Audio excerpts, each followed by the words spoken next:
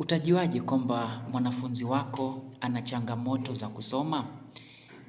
Jambo la kwanza, mwanafunzi ambaye ana changamoto za kusoma huwa anasoma kwa kusita-sita, hawezi akasoma kwa kufululiza.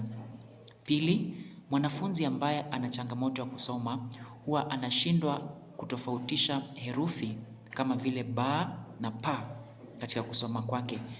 Tatu, mwanafunzi aliye na changamoto hizi pia anaweza akashindwa kuelewa na kukueleza kile ambacho anaelewa katika kile ambacho anakisoma.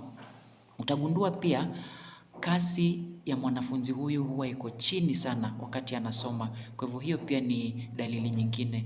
Alafu pia mwanafunzi huyu huwa na changamoto ya matamshi. Kwa hivyo unapogundua kwamba ana changamoto ya matamshi, jua kuna shida katika kusoma. Halafu mwisho kuna changamoto katika kuandika. Baada ya kusoma huenda akashindwa kujua ama kuandika vizuri. Kwa hivyo unapogundua changamoto hizo, jua kwamba mwanafunzi ana tatizo na unafaa kumtafutia njia za kumboresha. Asante.